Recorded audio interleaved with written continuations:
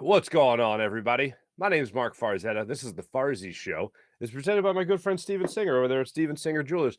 I was just talking to PJ before we hit the old play button on the show and or go live because this is live. For the people on the podcast, it's 6:09 in the morning. Wow, started late today. But I was just talking. You ever have a meal that it's a meal maybe you haven't had in a while, but it's delicious and you don't know why you haven't had it, but you had it for a while. I had smoked salmon the other day, and it's all I could think about. It's all I have now been on a smoked salmon binge. I had smoked salmon forever, and now I have smoked salmon again, and I've been eating it pretty much all week because when I was down in Virginia, and you guys saw the amazing batch that I caught, I didn't know, no big deal. But no, the guy, my wife's cousin-in-law, Joe, great guy, took me on this like float fishing trip down the Shenandoah River, and we had a great time. He was like, "Hey, by the way, tomorrow morning for breakfast, I was up in Alaska." He goes, "I was up in Alaska a couple months ago, and I got a nice sockeye salmon. I caught a sockeye salmon in one of the rivers up there, and we're gonna have it tomorrow as our lox and bagels." And I was like, "Well, deal me in. I haven't had it." And he said he smoked it, and he just smoked salmon. And I was like, "I'm in, man. I'm in. It's all I've been eating, smoked salmon." So here you go. This weekend, I'm going up to the Finger Lakes with my wife and a couple other couples, and we're going to be right on the water up there, right in upstate New York. And of course, I'll be fishing. And I just found out they got salmon in the lakes up there. I didn't know that. And then the salmon's always in the streams going up the stream. Well, maybe it feeds into this body of water, I guess. I don't know. Or water, I guess they call it because it's New York. But yeah, I just found out. So PJ and I, Jim and I, are kicking it back and forth when it comes to the salmon. How much we'd love to eat a nice salmon. Now it's all I can think about. Thank you, PJ. And then PJ, you know what he did? He did a perfect transition. He's like, "So I guess we'll do a show." And I'm like, "Hey, it's a great idea." But anyway, welcome into the program, ladies and gentlemen. Just to get my weird mental rants out of the way. Here we go. We're going to do a little Eagles by the numbers, courtesy E.J. Smith today out of Philadelphia Inquirer, inquirer.com. Quintin Mikell joins the program today to talk all things Eagles, especially from the defensive side of things, because that was really shaky. Your offense puts up 31 points. Your defense gets you a touchdown. That was nice. But overall, when it came to the way they attempted to finish out that game, none of us were impressed. And I find it interesting because a lot of time, and a friend of the show, Brandon Lee Galton, I think has one of the greatest tweets of all time. And he has it pinned on his page right now, and I'm going to paraphrase it. Basically, it's reading an article in the social media era. And it's like, step one, don't. Step one, read the headline. And then in parentheses, optional. Do not read the article. Step three, type your comment. Like, it's based on your own prejudice. You write your comment. You might look at the headline and then immediately judge a whole column or immediately judge a whole article, and then you'll just start typing your opinion.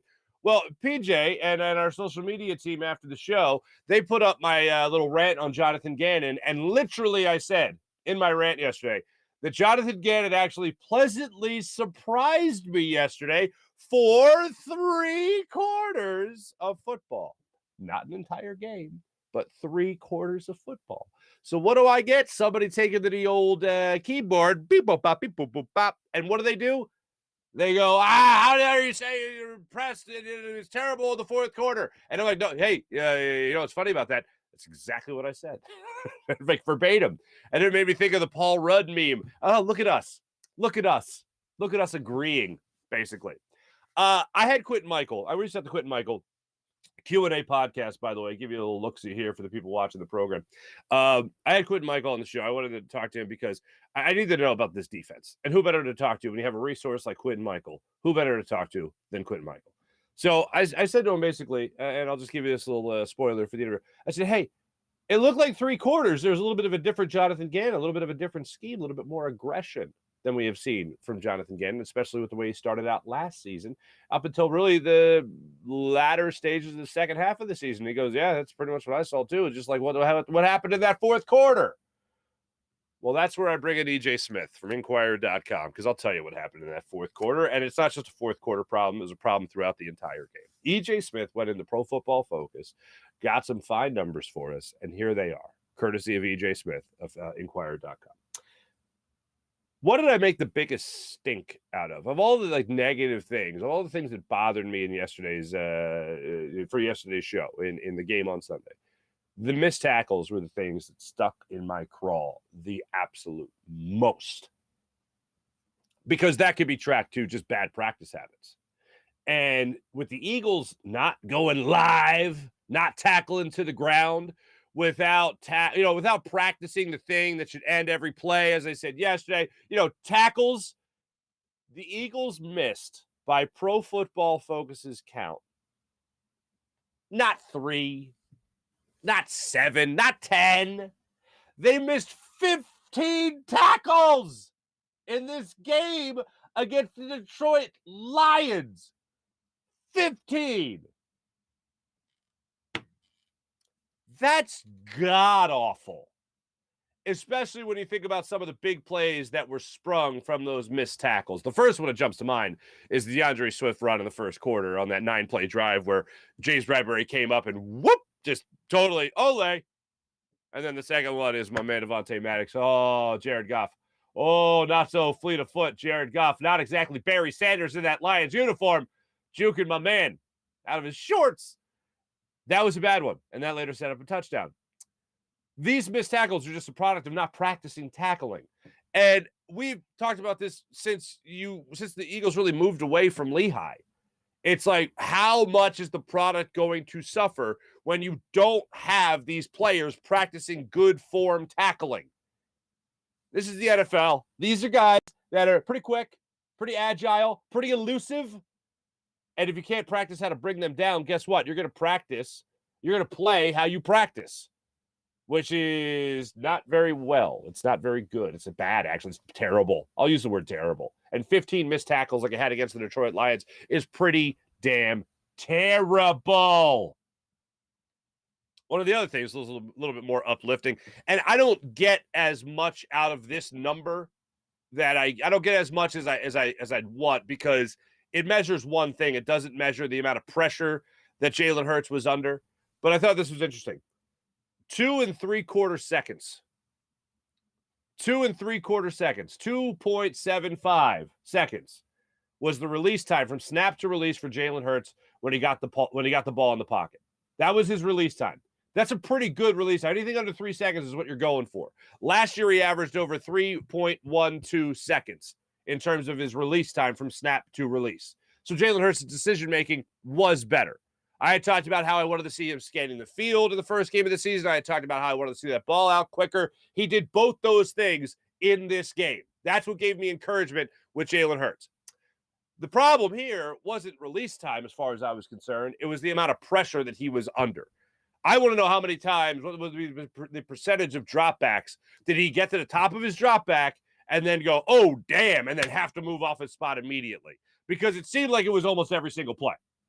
And then also the incompletions he had, how many of those were throwaways and how many of those were he was forced out of the pocket to run? Like, how many of those dropbacks was he forced to do that? Not just scrambles, but actually having to take off and run for his life, as it seemed like it was the vast majority of the plays in Sunday's game. But the fact that he was getting rid of the ball on dropbacks quicker is definitely a good sign. And thanks to EJ Smith for pointing out those two numbers. The other thing that I was a little surprised, that Jordan Davis didn't play more. I talked about Nakobe Dean's snaps. He only played, I think, 4 snaps in this game against the Lions. But Jordan Davis only played 32% of the snaps. I understand he got a rotation. I understand you already have 2 pretty solid defensive tackles and a pretty good defensive tackle in Milton Williams, friend of the show. Fletcher Cox, Javon Hargrave were leading the team in that. Milton Williams, and then Jordan Davis. If that guy is doing as good a job as he was doing with stuff in the run, which he was leading, again, thanks to EJ Smith, leading the Eagles in run stoppage percentage, which was 14% by Pro Football Focus. That's pretty damn good. I'd want to see more of that. Now, in the second half, the Lions are actually airing it out, or obviously airing it out more because they're playing from behind. So I understand you might not have your best run defense out there. But if he is showing that he can win those one-on-one battles, why not use that in the passing game as well? Because that's what he was doing for the majority of those 32% of the snaps that he played against the Lions. So why not get a little bit more of that? going forward. Nick Sirianni did address the media yesterday, and a lot of Nick Sirianni's answers in yesterday's press. First off, yesterday's press conference was a half hour long. Usually these things are 16 to 20 minutes tops. With Sirianni, they're usually pretty short compared to maybe some other coaches. But man, he got to talking yesterday. It wasn't like he was being bombarded with questions, but he just got to talking. Like you get sent the email from the Eagles of the transcript of the press conference. I was like, damn, Sirianni's a storyteller today. And I was watching it, and a lot of it was, and it's funny that this came up because we just talked about this with Ross Tucker last week. You know the scene of Billy Madison when Billy gets up there and he's talking about this reminds me of the boy who lost his puppy, whatever the hell the name of the book was. And he's like, the puppy, that was a revolution. Nip High Football rules. Rah! And then the guy comes back. I think it's Jim Downey, former head writer on Saturday Night Live, or might still be the head writer. And he goes, what you just said was no semblance of an answer. I award you no points, and may God have mercy on your soul. A lot of the answers that Nick Sirianni were giving yesterday, I was coming back in my head with thinking that. Like, what are you talking about? There's a lot of words going on there, and I don't hear a real answer. These are the best two examples I could find of a real answer. The first thing has to do with allowing the big plays. Now, Sirianni will talk about how after the interception, their defense started to struggle. After the pick six by James Bradbury, the Eagles defense really started to struggle against the Detroit Lions. They were able to force a handful of 3 and outs. Before that, they were able to get the pick six. And then after that, nothing was right with the Eagles defense. Here's Nick Sirianni on what's going down with Jonathan Gannon and this Eagles defense. Nick Sirianni yesterday addressing the media. It felt like what was happening is like, okay, once they got a first down, we couldn't stop the bleeding. So once the drive kind of started to go, we couldn't get off the field there. And then the same thing, then we would get to the red zone and it felt, there were some things that happened in the red zone. It didn't feel as there were some things that happened in the red zone in the sense of like, we'd have them on a negative play or a stop, and then they'd get a chunk to get down inside the 5, first and goal inside the 5. That happened a couple times. And so, it wasn't that we were giving up explosive plays because by our count, we won that explosive play battle by a significant amount, based off of how we track all that. So it was more of just the sustained drives. And that can be just a short completion here or a short completion there. Or the run game, which wasn't up to our standard, and we know will be better as we move forward. So it's and it always is going to start with us as coaches, and then we just got to get them in a good position to help them make plays, and then and we're all in this together. And so it wasn't one thing here or there. It was it was a bunch of things, but it really was highlighted by just the succession of them being able to stack plays on plays on plays, as opposed to hitting any big ones. But still, you got to stop. We got to stop them and get off the field in some of those situations. So see what happened. They ran a lot of plays because we couldn't stop their plays, and when they had one play, they had another one after that, and then they kept having them, and we kept giving it. I mean, it's all in coaching. It's all in coaching. What the step of the intensity? That's what was missing. Intensity. Like, I don't look. The Dan Campbell way of coaching is nothing new in the grand scheme of coaching, or just knowing Dan Campbell and following his career. It's nothing new. He's always been this intense guy, and I'm not saying every coach needs to be that. But Nick Sirianni, who really loves ball, man, love ball. Nick Sirianni loves ball, right? Loves ball. Where's the little of that translation? When I talked to Kobe Dean, SkyDrive, watch it on our YouTube channel. When I talked to Avonte Maddox, they all talk about JG, Jonathan Gannon, being an explosive guy, an intense guy. Let's see a little bit of that. And maybe if you have a little of that intensity on defense and you don't take your foot off the gas, I mean, you want to talk about an offense taking the foot off the gas occasionally. How about a defense that definitely took their foot off the gas, especially in that fourth quarter? Keep that intensity. This isn't it. Football is a very intense game. You need intensity to play football. You need intensity to think, oh, you know what? That guy there with the ball, I'm going to run his ass over. Good Lord. That's sitting back, watching all the plays. There's plays, and then there was more plays because we didn't stop the previous play, and then there's another play. Oh my God. How about take somebody's head off? I don't mean to sound like high school Harry over here, but sometimes that stuff works, especially when it's the first game of the season.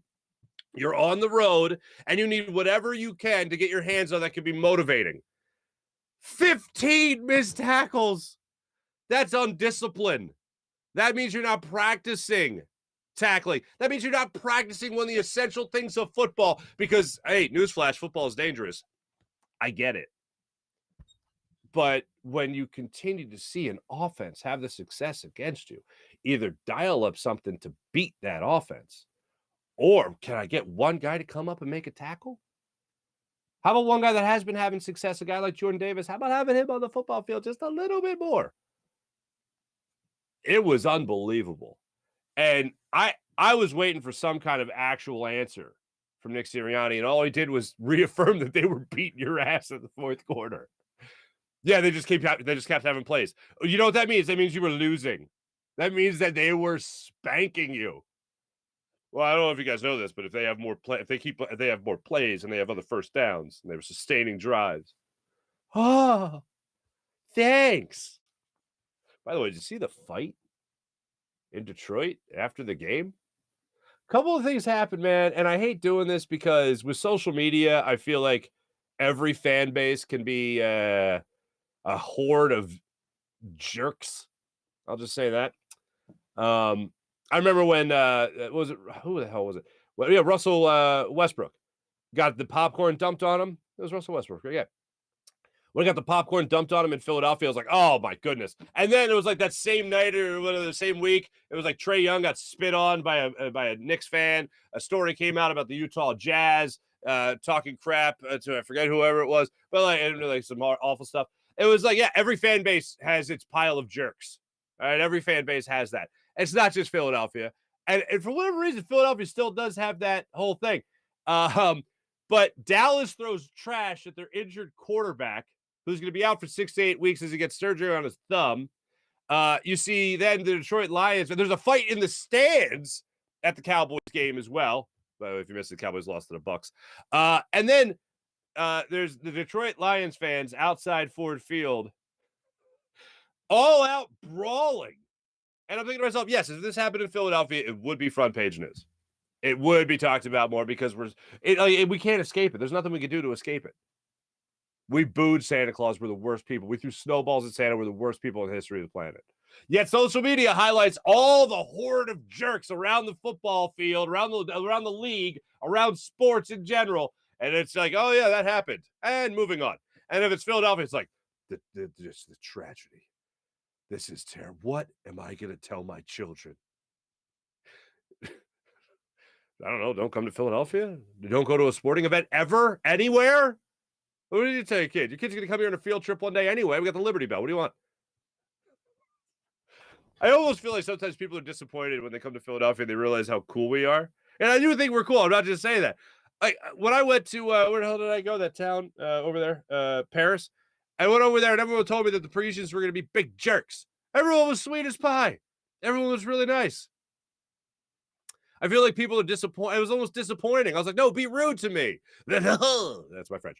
And I feel like people come to Philadelphia expecting us to be like, ooh, short-tempered. Like, no. You ask us directions. We'll tell you over there. We'll tell you where you go, and you're fine.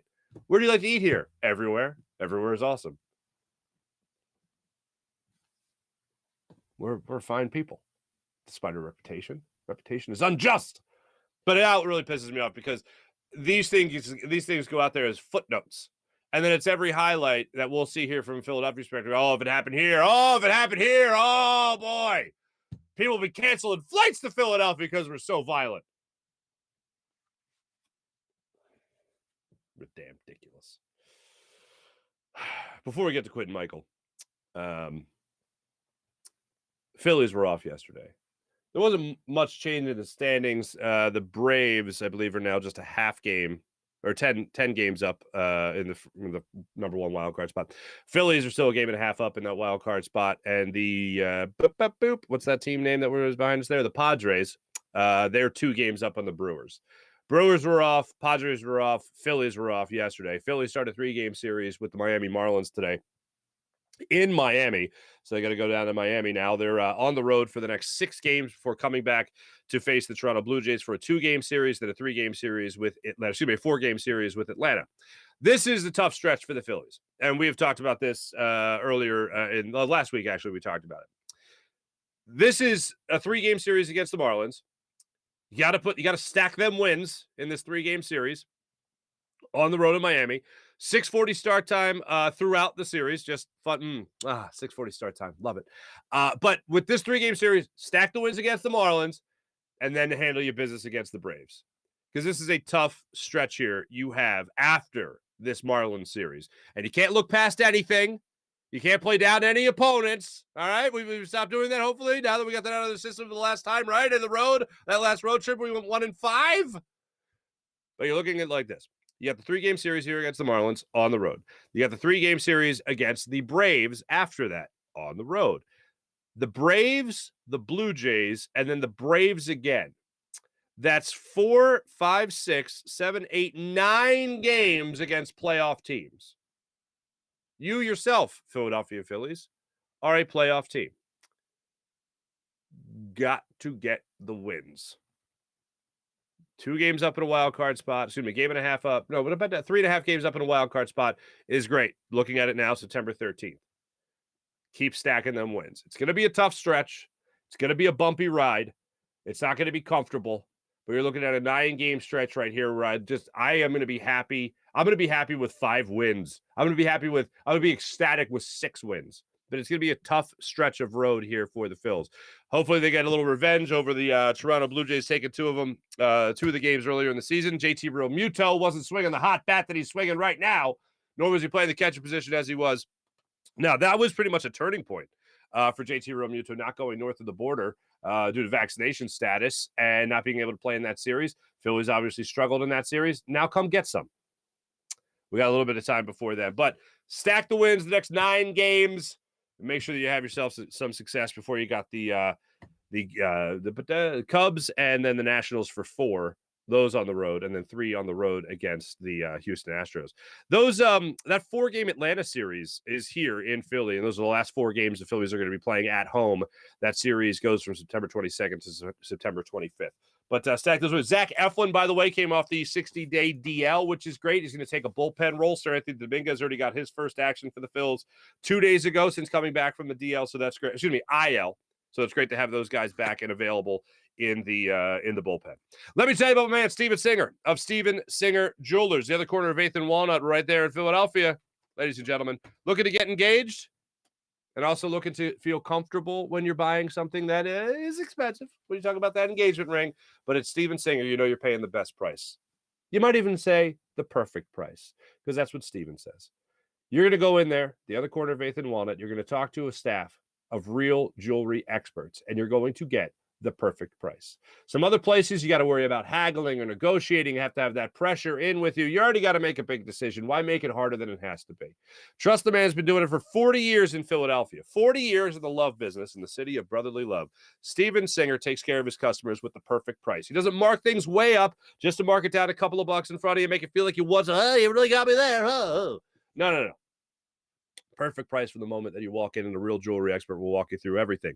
Do what I do. Trust the man with the perfect price. The other corner of 8th and Walnut. Steven Singer Jewelers, online at IHateStevenSinger.com. That's IHateStevenSinger.com. One place, one price, the perfect price every day. And always fast and free shipping at IHateStevenSinger.com. Without further ado, let's jump on the Rothman Orthopedics guest line and talk to our man from Q&A Podcast. By the way, new episode of Q&A just dropped as well. Our friend Quintin Mikell joins us.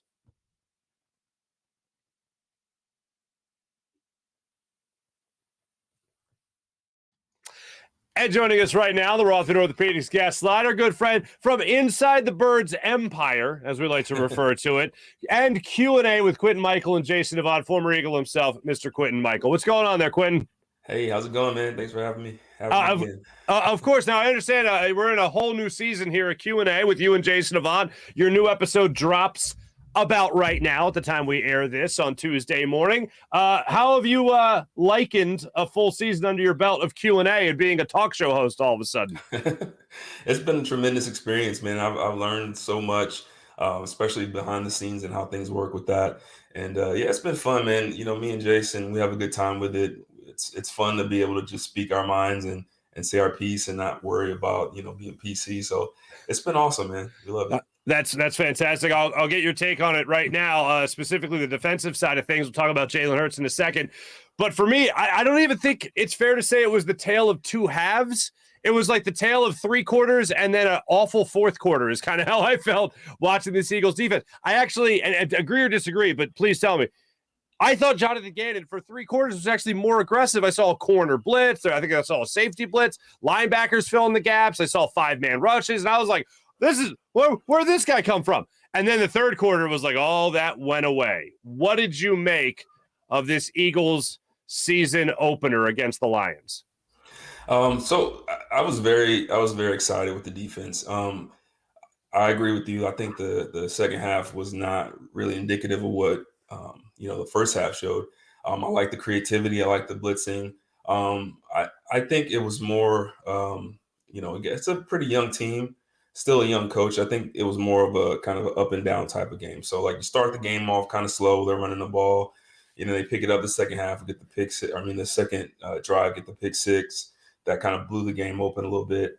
And then, you had that lull there in the third quarter towards the end of the game. And, I kind of feel like play calling wise, maybe you took the foot off the pedal a little bit and kind of relaxed and played more conservative, which is what we saw last year, which, when it's the NFL, teams are not going to just give up because you're up. They're going to keep fighting back. So I just like to see the defense, especially just, finish out games a little bit better. So you saw what I saw. In other words, you saw hey, this is a good start. I know the opening drive wasn't anything to write home about, but for the majority of the first three quarters, it looked like a much better defense. And then it was more of what we saw last year in that fourth quarter. And as you said, the later stages of the third quarter as well. Yeah, I agree. And again, everybody's young.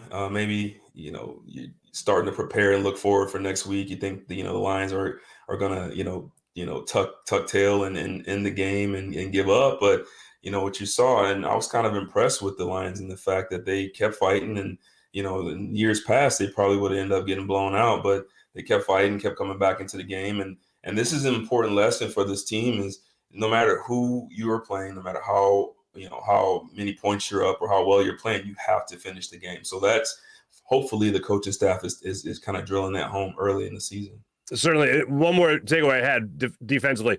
You could definitely tell which team practiced tackling and which team did not. And look, I hate to go with, when you were playing Q and when Andy Reid was running training camp and all, like, that's just not how it is anymore for the vast majority of practices. But damn, man, it just looked like James Bradbury on the opening drive. DeAndre Swift faked him out of his pants. I love Avonte Maddox, great friend of the show, love the guy. But Jared Goff juked him out of his pants as well. Like, it was just like missed tackle after missed tackle after missed tackle. Is really the only way to practice that is to actually tackle? No. Yeah, it's really difficult for these guys in the game nowadays. The rules have changed so much. A lot of times I don't even know. I'm sure a lot of us that played during that time would probably be kicked out of the league by now by the way we used to tackle. And so it's very difficult with the rule changes off the field in terms of how much you can hit in practice. It's very different, with the rules on how to actually tackle in the game. So it's definitely more difficult for those guys. But I do think, again, it's still early in the season. You expect that. They only have 2 preseason games, really. Real reps before you get into the season. So that's to be expected.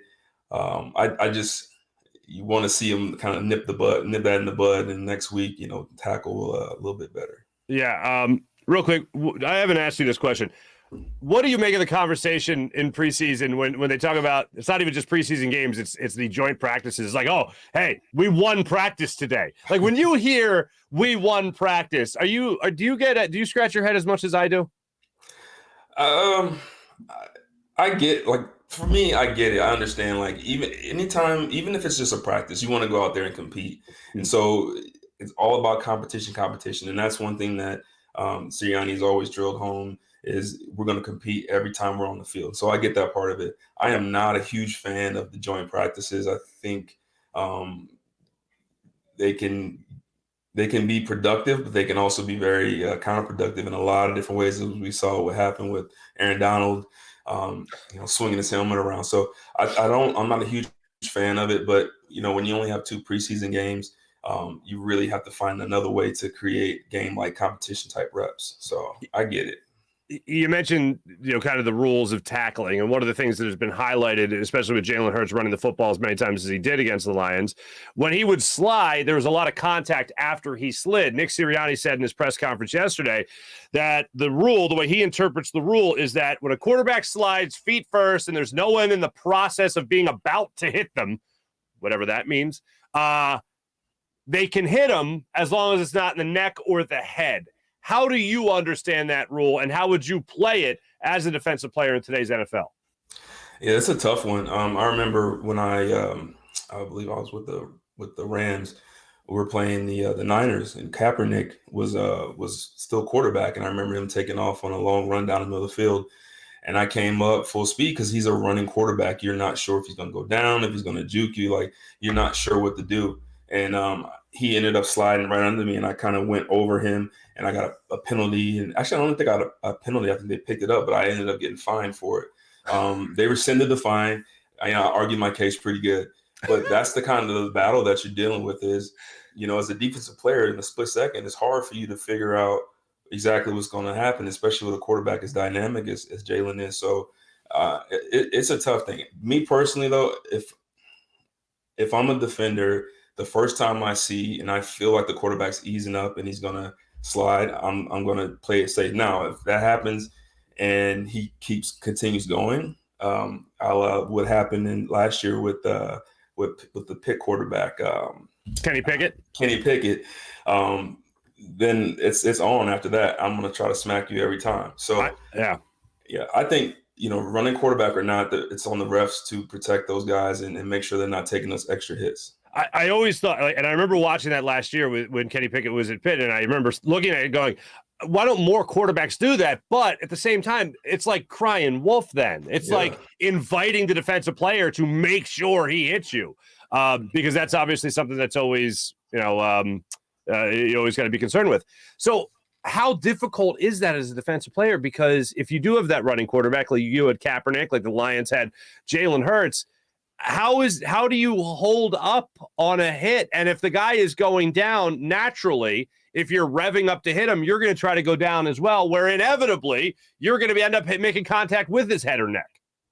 Yeah, it's a tough one. I would guess the only real answer I could have for that is you're going to have to try it out and see. I mean, each player is different. Some players are going to take that shot and try to knock the quarterback out the game and then deal with the consequences. I personally don't enjoy getting fined. I don't enjoy getting penalties that hurt my team. So it's a tough situation. I think that the refs really, really need to take a look at that, and they really need to get serious about it, because someone's going to end up getting hurt. Mm-hmm. And you're talking about a franchise quarterback. I'm sure Mr. Lurie isn't very happy about his quarterback taking those extra hits either. Now, just real quick, just off topic for a second.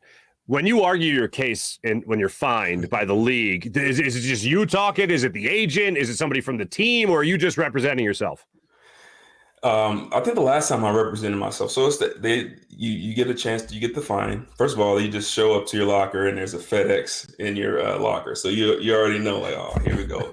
You open it up, they tell you the fine, the play, they give you the play number and all that. And then they say you can plead your case. The meeting is next Monday at a certain time. So you call in and, you're calling in and you're talking and they're watching the tape. I forget who it was. When I remember Arch, I had Art Shell was the guy I'm trying to plead my case to, and he's, rewinding and looking at the play at the same time. And I simply said, listen, he's a running quarterback. It was a very late slide. I didn't actually make contact with him. I kind of leaped over him. And he's like, well, we'll let you know. And then you find out later in the week. So the other part of that they don't tell you, that a lot of people don't tell you, is when you get that fine, they take it automatically out of your check. So it's gone. And then they'll tell you, you won't know if you'll get it back. You just look at your check, and the next week they'll put the money back. So yeah, it's not a fun process. Yeah, no, you're right. That doesn't get talked about enough, but knowing so many of you alumni, it's one of the first things I hear from you guys. It's just like, well, that money ain't going to be in the check this week. Now, aside from contact and all that stuff, what did you make of Jalen Hurts in his season opener and how he performed? 17 runs seems like a lot of runs, but what did you make of his performance against the Lions? No, I thought he had a very, very solid performance for first week. I think what I was most impressed by, first of all, the Detroit Lions played a lot of two-man. They blitzed a lot. They did a lot of exotic packages. And what I was impressed by from Jalen was a lot of times when you have a running quarterback, they want to force themselves. They want to show everyone that they can read defenses. They want to show everyone that they can manipulate the game. Some of the best quarterbacks, Peyton Manning, Tom Brady, those guys, if you're seeing two-man the whole game, even as slow as Tom Brady is, he's going to take off. If you see guys with their backs to you, he's going to take off and get 20 yards, 30 yards here, and then force the defense to change their tactics. So that's what I like, especially the first half. We saw a lot of two-man, and Jalen was just taking off and running, and he got him out of that for the second half. So I think it was very smart game plan for him. I think it's very intelligent, and I think he's showing his growth in the way that he's processing things on the field.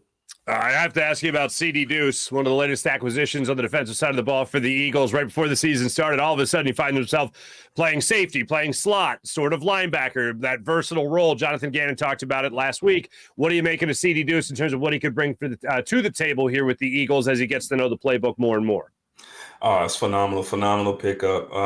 Actually, I think all of the defensive pickups were phenomenal. I think Kaiser White, and I said it on our show, I thought he was going to add a lot to that back seven with his in terms of his athleticism and ability to read routes and get in the holes. And the CD Deuce being able to come into the box and make plays in the box, he can run, he can play deep middle. Like that has a whole different element to this defense. And then on top of all of that, you got Epps, who had a phenomenal game. He kind of started off a little slow, but then I would say the second series on, like, he was playing phenomenal, lights out with energy, excitement. And so I was really, really pleased with this back seven. And the front, the front, you don't even have to say much about. Those guys were just dominating for most of the game. So I'm very excited for what's to come with this defense. Back on the offensive side of the ball here, A.J. Brown, best wide receiver debut by a Philadelphia Eagle, 10 catches, 155 yards, according to the Elias Sports Bureau. I know we're not getting that every day. I know we're not going to get that every week. It'd be nice. But in all sincerity, what does he bring to the table in terms of consistency? Do you think this is going to be the number one guy with Jalen Hurts as the season goes on? I know Devontae Smith's going to be involved. I'm not saying he's not. But do you think A.J. Brown has absolutely emerged as that number one wide receiver? Oh, yeah, absolutely. He has emerged. And to me, the most impressive things that I've been seeing, and I kind of felt it was going to be this way, when we acquired him, is that he's making the quarterback right. Some of those throws, I don't know if they should have been thrown where they were, but he went through his route, picked the ball, plucked the ball out of the air, and made something happen. And so that's an element of the game that I think Jalen really needs this young in his career. And I think that's part of what we were missing. This Eagles team was missing offensively, is a guy that can go and make those tough catches, a guy that's going to, catch a screen and break a couple tackles and get a first down when the team needs it. And I think he's clearly the number one right now. And so I was impressed. All right, awesome. Now, next thing, how do you stop Justin Jefferson? What are they going to do? How is this even going to be possible? Just tackle him with the line of scrimmage? What would you recommend to Jonathan Gannon if you're standing there next to him to stop that Minnesota attack? That's going to be tough. I think the biggest way to stop Justin, he's going to get his plays. He's going to get down the field. I personally would make sure I got someone in his face at all times with some help over top. And I'm sending the house. I'm going after Curry. I'm going to make him make mistakes. He's a very good, very intelligent quarterback, but no quarterback loves being hit. So I would have to get after him early, put some double coverage on Justin and say, listen, you're going to have to beat us with someone else. Beat us with Thielen. beat us with Jalen Reagor, beat us with someone else. We're going to take Justin out of the game, and we're going to come after the quarterback. I'm sorry. Did you say beat us with Jalen Reagor? Was that a suggestion? Because whatever they can, yeah. Go ahead. Listen, I still think maybe he can flourish. Maybe he can flourish in Minnesota. So anytime you play your old team, you're gonna be a little more amped up. So I think you got to definitely make sure he's not a guy that's going to come in and hurt you. I can only imagine it's easier to not be Justin Jefferson when you're playing with Justin Jefferson. I can only imagine that's easier. It's like, I don't have to be him. He's there. I could be me. It's never been easier. But no, hey, look, I don't root against anybody. In all seriousness, Quintin, Mikell, you do a phenomenal. Not only are you a great orator, where you could be your own lawyer and win yourself back your money, but you can also host a hell of a show. Q&A with Jason Devon is part of the amazing Inside the Birds Network, the Empire, as Mosher and I like to refer to it as, Jeff Mosher. Quintin, Mikell, great catching up with my man. I'm sure I'll talk to you again throughout the season. And make sure, what time does your new episode of Q&A drop today? That's a good question. I think you guys will get back to you on that one. I'm in Boise now. I'm 2 hours behind. I'm all discombobulated with everything right now. So I will make sure I let everyone know. I think I know your producer. I'll ask him. Quintin, Mikell joining us right there on the Roth and Orthopedics guest line. Make sure you guys check out Q&A. And here's a nice little graphic. And make sure you follow Quintin, Mikell as well. And Jason, look at him, handsome fella, even in cartoon form. Handsome fellas. Shiny bald heads. we can't talk hair care products, but we can talk ball. You know what I'm saying? Quintin, Mikell joining us right there. Thanks, Q. All right. Thanks for having me. My thanks to Quintin, Mikell. That is, in all honesty, I think it's so shocking to them that they're not afraid to say it out loud because it sounds so crazy. When an NFL player gets his first non-NFL paycheck, like their radio paycheck or their TV paycheck, and I'm not talking about Tom Brady here, okay? I'm not talking about Tony Romo here. I'm talking about Quintin, Mikell, Hugh Douglas, Hollis Thomas. I'm talking about all the guys that you guys have come to know in Philadelphia media. When they first get that non-NFL game check, damn, this is my money now. This is what I'm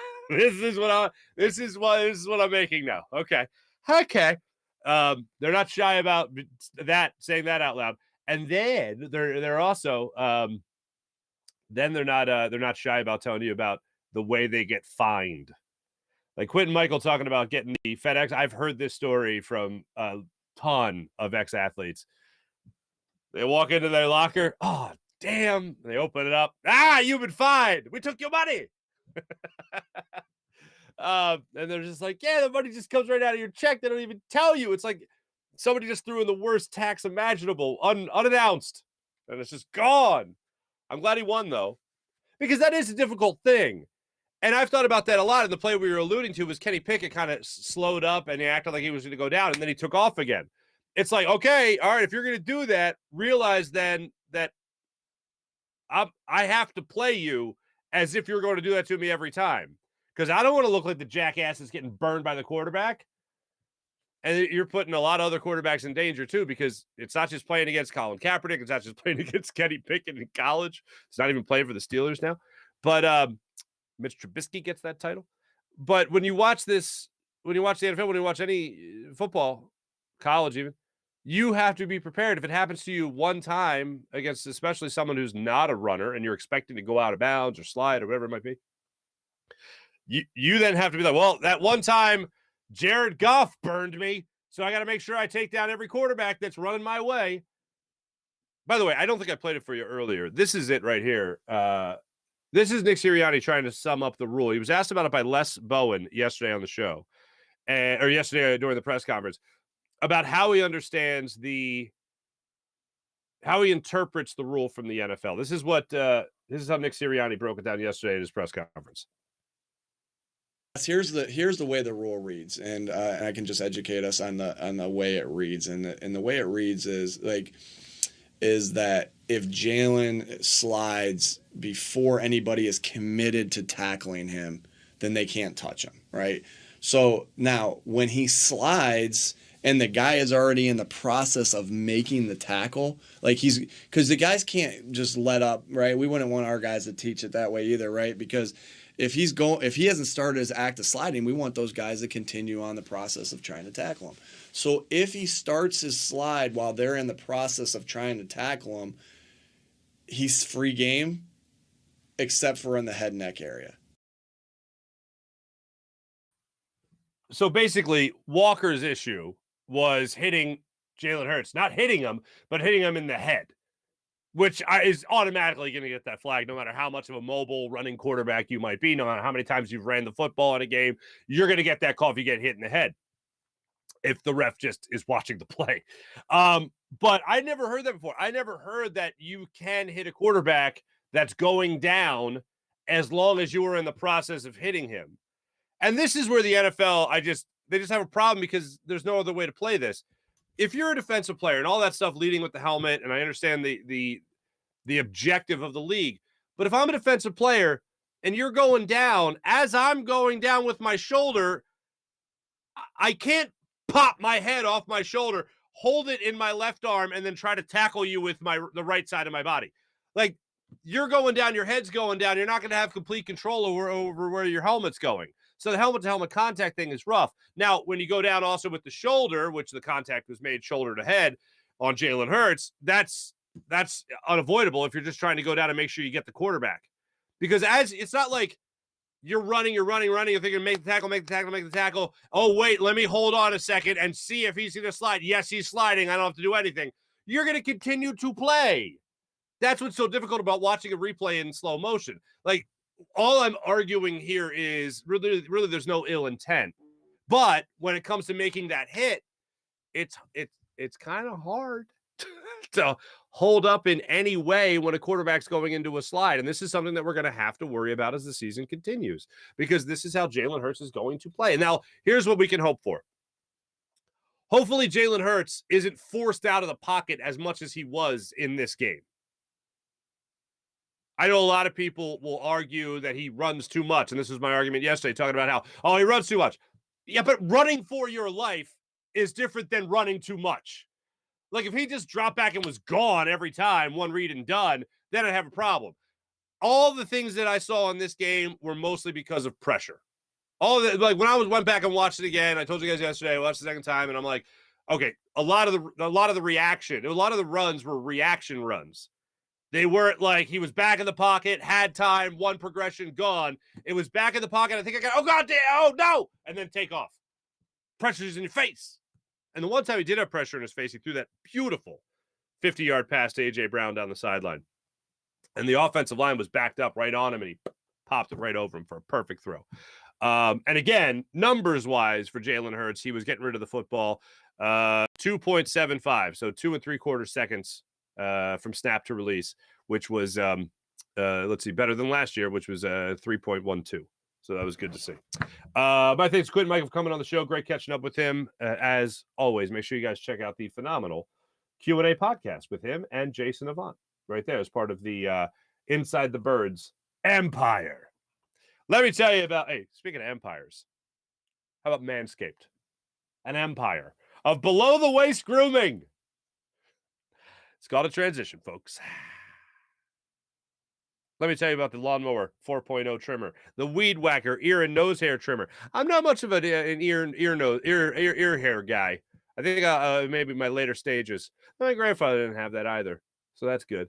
Maybe I won't have the nose hair occasionally. But it all comes in handy here with the great people at Manscaped and their Platinum Package 4.0, which includes the Lawnmower 4.0, the Weed Whacker ear and nose hair trimmer, and what makes Manscaped so great, skin-safe technology that helps reduce the risk of nicks, so you can manscape with confidence and comfort. Plus, ultra-premium body wash, 2-in-1 shampoo, conditioner, deodorant, crop preserver, anti-chafing ball deodorant. Yeah, that's right. You heard me. Crop reviver ball spray toner. Folks, if you haven't lived yet. Also, the anti-chafing boxers and the shed travel bag that you'll be using to hold the goods that will take care of your goods with Manscaped. Manscaped, the leader in below-the-waist grooming, and now you can trust them with the whole shebang. Join the 4 million men worldwide who trust Manscaped by going to manscaped.com and using promo code Farzy for 20% off and free shipping. 20% off, free shipping, promo code Farzy. How about Freestone Farm CBD? FreestoneFarmCBD.com. The menu is something that you'll absolutely love and you'll have to check out with strains like their insane tropical tasting Bayox that clocks into the chart topping 24.1%, and Super CBD, which is half Hindu, Kush, and 21%. Genetics of these guys doesn't get any better. Then they grow all their premium hemp flower in the Garden State with all organic inputs and IPM. There's absolutely nothing synthetic from farm to jar. And after harvest, they carefully preserve all the plant compounds with a perfect 3-month cure. Mwah! Like a nice soprasata. Just one look or smell is enough to let you know it's CBD done right. And it's the product that's great for anyone looking to take a more natural approach to everything they put in their body. And how would you like 20%? You want 20% off your CBD? You want 20% off your CBD? Use promo code Farzy at FreestoneFarmCBD.com. Promo code Farzy at FreestoneFarmCBD.com. PHL Sports Nation, Philadelphia Sports Nation, enhancing your Philadelphia sports fan experience across all social media and blogs. That's PHLSportsNation.com. Blue Chew. You ever hear of Blue Chew? I'm sure you've heard of Blue Chew. By now you've heard of Blue Chew and BlueChew.com. Blue Chew will help you with that problem, fellas. It helps men combat all forms of ED as it delivers the same active ingredients as Viagra and Cialis, but in chewable form and at a fraction of the cost. And it also arrives at your house in a discreet package because Blue Chew is an online prescription service, so there's no embarrassing trips to the doctor or pharmacy as Blue Chew ships right to your door. Blue Chew's process is simple. You sign up at BlueChew.com. You consult with one of their licensed medical providers, and once you're approved, you'll receive your prescription within days, and it's all done online. Also, Blue Chew's licensed medical providers will work with you to find the right ingredient and strength for your prescription. Don't like swallowing pills? No problem here. Blue Chew's tablets are chewable. So it's not just a clever name. Blue Chew's tablets are also made right here in the good old US of A, and they prepare and ship directly to your house, so it's cheaper than a pharmacy. Once again, here's a special deal for our listeners. Try Blue Chew free when you use promo code Farzy. That you get Blue Chew free, your first month free, when you use promo code Farzy at checkout. Just pay $5 shipping at BlueChew.com, promo code Farzy, and you'll receive your first month free from BlueChew.com. Let's jump into our chat check, ladies and gentlemen, and see how everybody is doing on this fine day. Kevin leading off for us today. Kevin, good morning. April, what's going on? Mally, Sean, Mally again. April, Mally. Boop. Reading articles is long and boring. Headlines only. Sean, that's how I used to operate. And then I was like, oh, wait, I need details for these stories? Ah, damn it. April, people skim conversations, whether written or verbal. It's so frustrating. You know what we've devolved to as a society? Have you ever heard someone, and often it happens in marriage, have you ever heard someone telling a story about something you said and giving the worst inflection possible to how you said what you said? Something perfect. A little example. I'm not saying this happened, but I'm just saying this is an example. Like you hear your wife or your husband, ladies, you hear your wife or your husband telling them, "Well, yeah, Mark came home and he said you didn't empty the dishwasher." And all you said is you came in, you're like, "Hey, babe, you didn't empty the dishwasher? Oh, okay, I'll do it." You didn't empty the dishwasher? Like you were some medieval torturer or something. I don't know. That is beyond fair. That's what we've devolved to in a society when it comes to how we interpret stories that we haven't even read.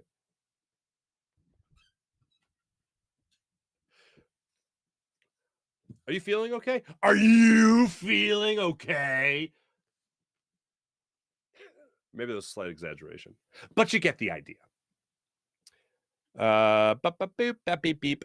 These soft practices, Sean Gillespie. These soft practices, that was April, by the way, asking about people skimming conversations. Sean asking about reading articles. Sean also saying these soft practices have to go. The defense in the fourth quarter is ridiculous. Should not possibly lose a game because of mistakes or conditioning. You know what else you can lose a game? The Broncos. Holy Lord. The Broncos in the fourth quarter last night. The Broncos really throughout that game. Oh, my goodness. Fumbling at the goal line twice. Good Lord. Sean Gillespie, Detroit may have been the only team that did real practices because they were on Hard Knocks. It's possible. Mihai Sanchez, morning, Mark. Morning, everybody. Tackling is a simple fundamental. Is this going to be the new Philly sports thing? Our teams have great offenses but lack fundamentals defensively. Phillies now, birds, frustrating. It's possible, Mihai. So true about our current teams. Hey, when that Keith Hernandez fellow was ripping the Phillies for the errors, I was shocked that the Phillies had the third fewest errors in all of Major League Baseball. Third fewest errors. And then I thought about it, and I'm like, okay, that's an interesting stat, because for an error, you kind of have to be around the baseball. And I'm sure there's plenty of, like, ESPN used to do this thing called a zone rating. I don't think they do it anymore, but it was like the worst nightmare for Bobby Abreu, because it justified our feeling about Bobby Abreu not getting to baseballs hit to his direction that he should have gotten to, i.e. hit against the wall or something like that, right? When it came to that, this zone rating was the best piece of evidence against a guy like Bobby Abreu. I'd be curious to see what the Phillies team zone rating is in terms of getting to balls that are judged as balls they should get to with their defensive positions. Because that's where I think it wouldn't be that good for a guy like Schwarber or a guy like Nick Castellanos, for instance. That's something I'd have to really check out. That's something I'd be interested in seeing. I remember it was before the old analytics, before the analytics came in as a big point of conversation, and I brought that up on the air once. And people were like, "What? I'm talking about numbers, you nerd." And I'm like, "It's just a stat that ESPN keeps." Anyway, go home, nerd. Anyway, boop. Mia Sanchez, oh yeah, Sean. I guess only in Philly, offense wins championships. Hey, look at the Eagles Super Bowl, man. Offense won that championship. Alex Young, what's up, man? Saying hi to Q. Eagle Man. Hurts can basically run on every play, take a slide to avoid injury, and pick up a first down. It certainly seems like it. Pick up a first down with his legs. Hurts. Eagle Man's still going. You got to go with whatever is working for you. Absolutely. All Hurts needs is pass accuracy along with utilizing his mobility, and he'll be great. I don't necessarily disagree with that. Although I will say in this game, I thought he was accurate. Was he perfect? No, but from last year to this year, I thought he was more accurate than what I've seen. Eagle Man, once you take a slide, you've already surrendered yourself. Absolutely. However, that's where Sirianni's explanation, or at least interpretation of, if I'm the defender and the quarterback is running towards me past the line of scrimmage, and I am gearing up to try to hit him already, and then he goes into the slide, you can touch him. But once you hit the neck or the head, that's where you get the flag. That's how Sirianni interprets it. That's the first. I thought once the quarterback was surrendering himself, he couldn't touch him. I thought the same thing. Apparently, Sirianni thinks that's different. Ronald Farzy. Ronald Graber. Graby? Yeah, I can't say grabby. That makes you sound weird. I don't want to make you sound weird. Ronald? Ronnie? No. All right. Ronald. Good morning. Boop.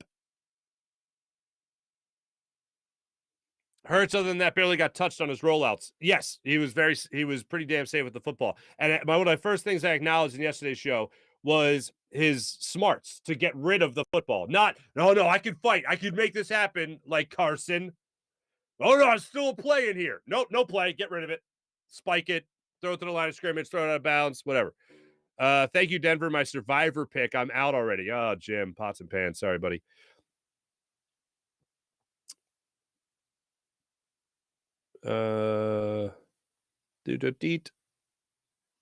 Hey, Tyvita. Good morning, Tyvita. Nice to see you. Thanks to everybody in the chat. You guys are great. Nice to see you. Fine mornings to you all. Let's get to our morning rush. Brought to you by Sky Motorcars, SkyMotorcars.com. Once again, Sky Motorcars brings us Sky Drive. Avante Maddox, guest number 1. N'Kobe Dean, guest number 2.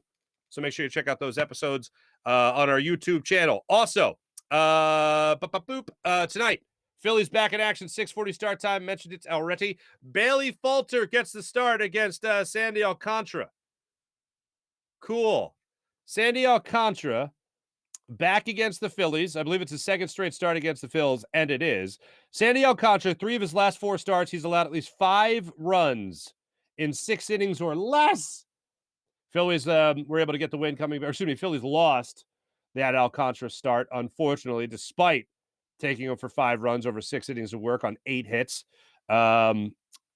Alcantara will get another crack at the Phillies again tonight, and Bailey Falter will get another crack at starting rotation again tonight. So we'll see how that goes. 6:40 start time. Phillies back in action. Zach Eflin activated off 60-day disabled list, so that's good. Jeez, I said it again. Injured list, so that's good. And yes, we have to get into this before I get out of here. The Denver Broncos last night fumbled twice at the goal line, losing the ball both times. And then in the final minute and a half of play, when they got the ball back, and all they needed was a field goal to win, Russell Wilson, as a member of the Broncos, returning to the Seattle Seahawks, returning to Seattle in front of the 12th man, where he got booed as he took the field. Booed. We didn't even boo Donovan McNabb when he came back, and Donovan didn't win us the Super Bowl. Russell Wilson won you, and someone took you to another one. Would have won you another one had it not been for Pete Carroll's play call. Should I hand the ball to Marshawn Lynch? No. Let's pass. But we have Marshawn Lynch. I kind of feel like passing. But last night, the fumbles were terrible. The offense really couldn't get going for Denver. Russell Wilson returning, getting booed. And then in the final minute and a half, why you didn't call a timeout earlier? Good old Nathaniel Hackett, hacked it up pretty bad as a first-time head coach. Long-time offensive coordinator in the NFL, coming over from the Packers, now a head coach with the Denver Broncos. And they decided to instead go for it on a 4th and 5 with Russell Wilson as your quarterback. They decided to kick a 64-yard field goal with former Temple kicker Brandon McManus. I've been watching Brandon McManus kick footballs very far for 12 years. He kicked a 75-yarder, I want to say it was, when he was a member of the Giants in preseason. He's got a leg. He's got a big-time leg. He had the distance. It kind of faded or drew, whatever, a little to the left. Watching the uprights, looking at the field from that camera angle, drifted off to the right. But from his perspective, drifted off to the left. I don't know why you wouldn't go for it. That's a tough ask of any NFL kicker, even one with a leg like Brandon McManus. You got Russell Wilson as your quarterback on 4th and 5. You don't put the game in his hands at that point. And also, you wait forever to call a timeout. You had all your timeouts. You couldn't even come with a field goal. That's pretty bad. Some pretty bad coaching. Makes me feel better about our coaching here in Philadelphia. Hopefully, on the defensive side of things, they right the ship before this Minnesota game, because Minnesota will tee off. If they don't correct their mistakes. Thanks for watching. Thanks for listening. My name is Mark Farzy. This is the Farzy Show, presented by my friend Steven Singer. Steven Singer, Julius, Jim Hyde, produce the program, did a hell of a job. This is a Buzz Sports Entertainment production. My name is Mark. Have a great rest of your day, everybody. Take it easy.